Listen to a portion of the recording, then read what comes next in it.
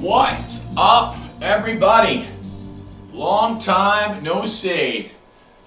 Billy D here, NASR, June 1st, 6:30 on the East Coast, Eastern Standard Time. Man, we're already got the phone lines ringing. 203-451-3379 is the number to call. We also are on the chat line on the North American Sports Report Facebook page. You can also screen the QR code on the bottom right of the screen to get right on and subscribe to the North American Sports Report Facebook page. You can also follow Billy DiNapoli on Facebook. Just go on Facebook. We're always live on there as well. Been a while, guys. Haven't been on the air in a while. It's been over 3 weeks. Lots going on in my various businesses and some personal family things going on that have demanded my attention. But let's get caught up. We got a lot to go over. We have the NBA and NHL finals to get you set up for, and we're going to go back to some right and wrong predictions. Things I got right. If you remember, and if you've watched this show regularly, I had picked back in October when we did our preview show for the NHL, I had picked the Tampa Bay Lightning, and I picked them over the Panthers because I knew the Panthers would be dealing with injuries to start the season. Never knew it would get as bad as it got, of course, but I picked the Tampa Bay Lightning and the Vegas Golden Knights to advance to the Stanley Cup Finals. That was right before the season started. Little did I know it would break down the way it did. Cassidy would get fired. John Tortorella comes in. You don't usually fire a Stanley Cup winning coach. And you bring in another guy that's won a Stanley Cup. And Tortorella was the elixir they needed. They were just mulling through the season, just playing mediocre, not playing up to the level of the talent on that roster. And Tortorella comes in and just lights a fire under them. And they go red hot down the stretch, red hot through the playoffs, and he just flipped the switch. I mean, talk about a great move. So we have the Vegas Golden Knights and the Carolina Hurricanes in the Stanley Cup Finals. This begins on Tuesday night from Carolina, 8 p.m. Now, Carolina Hurricanes, they have been knocking on the door. They lost in the conference finals 2 of the previous 3 years. I mean, heck, they've been to the conference finals 3 times in the last 6 years. They never can get over the hump. But now without the Lightning or the Florida Panthers in their way, they finally get through, and they get through in dominant fashion, going 12-1 through the Eastern Conference. So, I mean, listen. Say what you want to say. They're a great hockey team. They're dangerous. This might be their time. Yes, we know in the past they had choked numerous times. I believe their record coming in their last conference finals appearances was 1-16 in their last 3 conference appearances. Well, they got this one done 4-1 against the Montreal Canadiens. A Montreal Canadian team, mind you, that had knocked off the Tampa Bay Lightning in 7, the Buffalo Sabres in 7. They had beat some excellent teams. The Montreal team is a young and up-and-coming team. That was a quality Habs team that the Hurricanes took out. And listen, what can you say about the Hurricanes? The Carolina Hurricanes, they're deep. And listen, goaltending, they used that backup Busty a lot during the season, and Anderson was so hot and cold, but Anderson reverted back to form just in time for Carolina. Just in time. And he's been excellent in the playoffs. They were a little concerned about the goaltending. Hasn't been an issue. And the depth. I mean, their best line has been the Logan Stankoven, Jackson Blake, Taylor Hall line. Their third line has been their best line. Obviously, the usual suspects, Svechnikov, Jordan Staal, Sebastian Aho, Nick Ehlers has been a great pickup from Winnipeg. They've all contributed. Seth Jarvis. You can go on and on at the depth of the Carolina Hurricanes. This could finally be the year they get over the hump, but waiting for them is another team that in 9 years, the pedigree of the Vegas Golden Knights, they're a veteran team, guys that have won the Cup. They just won it 3 years ago in 2023. They have been to 2 Stanley Cups. Now this is their 3rd trip to the Stanley Cup in only 9 years of existence. They've also made it at least as far as the conference finals 5 times of the last 9 years. Their captain, Mark Stone, is a veteran, and him being back and healthy in these playoffs, because, he missed some time earlier in the playoffs. He is back healthy now, and the emergence of Carter Hart, a guy that was fighting for his life in court after the scandal, the sex abuse scandal in the hotel room with the young girl of the junior hockey team in Canada that happened like 4 years ago. Carter Hart was the starting goalie for Philadelphia Flyers for 3 years, a young up-and-coming star, and his career got derailed as he was released because he could have went to jail. I'm forgetting the year, but about 4 or 5 years back, right before these guys hit the pros, the Canadian junior team, one of the teams that won gold, they had some celebration in a hotel room. A bunch of some NHLers and KHLers who all have gone on to the pros, they all had their careers derailed because there was 8 guys on trial and they could have all done time. Carter Hart had to leave a promising career with the Philadelphia Flyers after 3 years. He was in limbo. Now he returns to the NHL and he has reverted back to form. He has been the hidden story on the Vegas team. The last time they won the Cup, it was Aiden Hill. He's a backup now. Fleury was also on the team as a goaltender. He's no longer there. Carter Hart has assumed the net, and he has taken over the net and not relinquished it. So with Carter Hart and Mitch Marner, boy, the Toronto Maple Leaf fans have got to be just scratching their head. Maybe it's a Toronto curse. I don't know, but this guy gets out of Toronto. He's the leading scorer in the playoffs. He's been the straw that stirs the drink for the Vegas Golden Knights. And listen, Mitch Marner has been the story. Toronto Maple Leaf fans will rue the day if they watch him raise a Stanley Cup. And it very well could happen. I mean, listen, this is a tight series. The Panthers. The Carolina Hurricanes are slight favorites. Vegas has this almost as a push. Carolina's favored in game 1. Money line is minus 150 right now. Wait a second. Minus 155. The Hurricanes are favored minus 155 on the money line for game 1. Again, Tuesday at 8 o'clock from Carolina. I mean, when you look at some of the veteran leadership and talent, Shea Theodore, Brett Howden, another guy the Rangers let get away. Barbashev has been fantastic. Obviously, you know about Eichel and Stone and the captain and Marner, and of course the emergence of Carter Hart in net.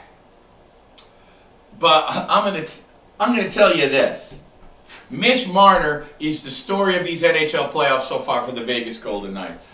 So we've got an exciting NHL final. It might not be the darling matchups of meccas that the NHL, as far as TV ratings, is excited about. I mean, it's not Montreal, Florida. It's not a Montreal and an LA team or a California team. It's not any teams from New York. It's not the Penguins, any marquee franchises.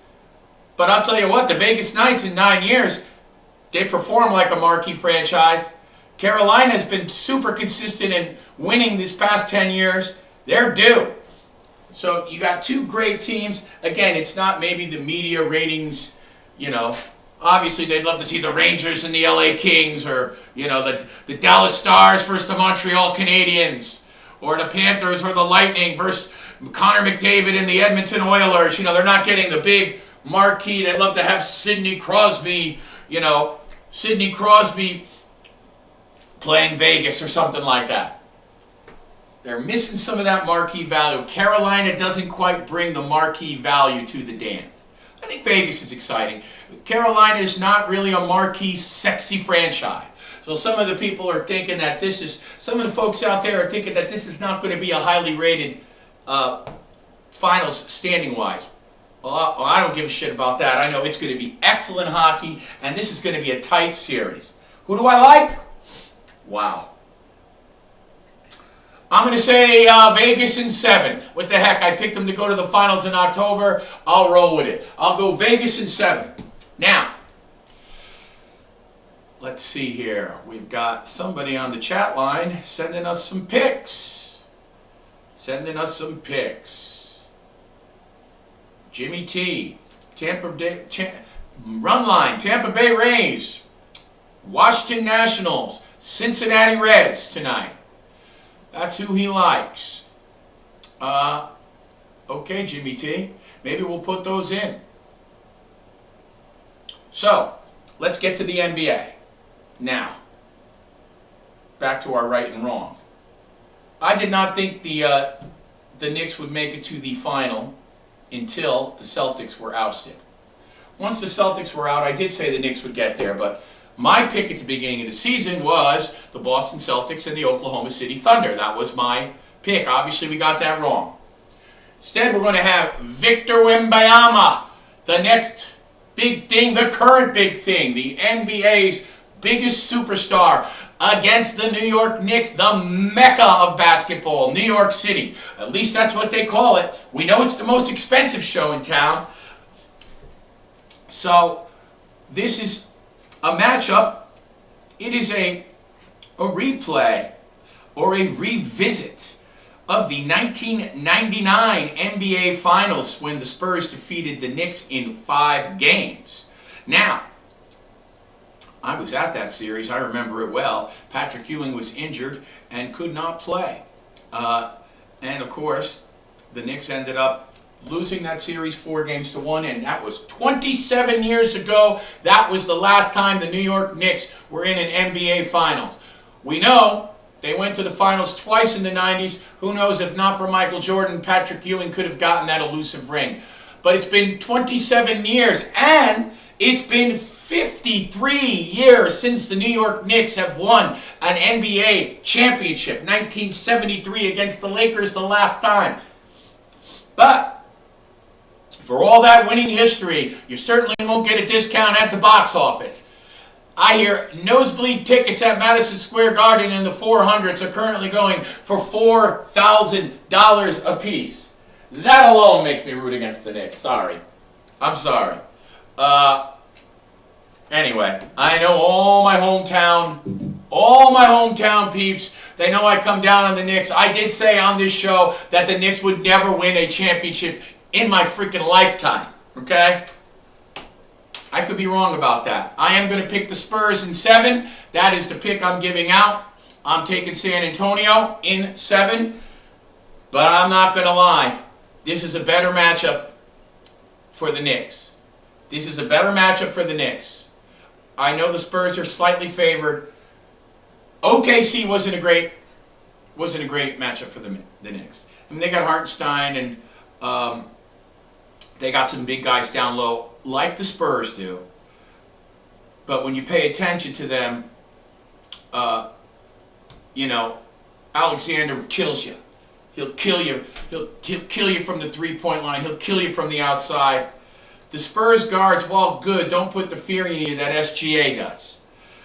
Yes, I do love De'Aaron Fox and the youth of the Spurs. It's a great thing. It could also make you concerned. It certainly didn't hurt them. They had enough intestinal fortitude to beat the defending world champions in their building in a Game 7 in OKC. Some people thought their age might have gone against them. I did pick them. I did pick the Spurs with the points to win the game, but I thought OKC would win a close one, win a squeaker, and I thought OKC would advance and eventually win the title. So Wembanyama is the greatest player in the NBA right now, and the young guards like Harper and De'Aaron Fox are healthy again. They were not healthy in the Minnesota series. Wembanyama also missed a game for a suspension in that series. They were able to get through that. They were not 100% healthy to start the OKC series, but eventually they got them back, and they seem to be healthy now. And they've made it through, and they're about as healthy, the Spurs, that is, as they have been throughout the playoffs. So, listen, I love their backcourt. Castle, a little bit turnover prone, but I mean, down low, Champagnie and Wembanyama and Vassell, big boys. Fox, young again. The average age of this team is 25 years old. Guys like Fox and Harper and Castle, and they're 22 years old, these guys. That is concerning a little bit, because the Knicks have the big bodies. Without now having to be concerned with SGA, anytime they double down low, having SGA bang a three, the Knicks no longer have to be worried about that matchup, which didn't favor them. The Knicks have the bodies to bang with the Spurs. OG Anunoby, 20 points, 6 boards in the playoffs. Karl Anthony Towns, just a hair under 17 points, 10 rebounds. You're getting basically down low from those two guys, 37 and 17 a night. Mikal Bridges, another long player. And Mitchell Robinson, the backup center, this is a key. He's got a broken finger, a pinky finger. Fortunately, he's had a week and a half. He had a surgery and a week and a half to figure out how he's going to play, because he is going to play. How effective he'll be, and I know you're saying, oh, come on, Mitchell Robinson, he's a backup center.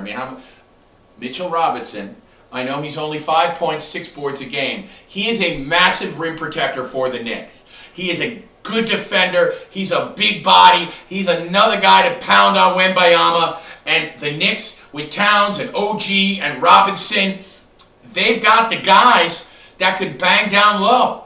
It's a matchup that is more appealing to the Knicks than OKC. And of course, you have Jalen Brunson, 27 points and 6 assists per game through the playoffs, the Knicks leading scorer. This guy is the best Knick, since Walt Clyde Frazier. Josh Hart, also, jack of all trades, 11 points, 8 boards, 4.5 assists a game. The Knicks this is the best Knicks team I've seen, since that 94 team. So, I could eat my words. I could be eating my words. It couldn't have shook out better for the Knicks. Listen, the Spurs are no joke. And I'm not trying to diminish the Spurs, because I am picking the Spurs in 7. I would have liked OKC in probably 6. But anyway, that's all I got for you tonight. I am picking the Spurs at 7, but not with confidence. I'm picking the Vegas Golden Knights over Carolina in 7 in the Stanley Cup Finals. Again, not with a lot of confidence. These games are tight. I will tell you, before we get out of here, I got some games tonight in MLB that I like. I like the Rays over the Tigers. I like the Nationals over the Marlins. I like the Brewers over the Giants. I like the Yankees tonight. And I like the Mariners over the Mets. Take run line. The odds are better. Those are my 5 picks in MLB tonight. It's been great to be back. Got a lot of stuff going on. I'll try to be a more regular participant here on the show. Don't forget, follow North American Sports Report on YouTube. You'll get the notifications anytime I come on. Also, follow Billy DiNapoli on Facebook. You'll get notifications on Facebook every time I come on. And, this way you'll be able to follow on. My shows, when we get to football season, they'll be regular like they were during the season. You'll see me on before Thursday Night Football. You'll see me every Saturday morning. You'll see me every Sunday morning. And you'll see me before Monday Night Football, the evening Monday night show we did. You'll have me 4 times a week on a regular basis again. And we'll amp it up when that starts. We'll get back into it. We'll do a little more baseball too. But we got to get first focus right now, NBA and NHL playoffs. You guys have a great night. I'll see you later.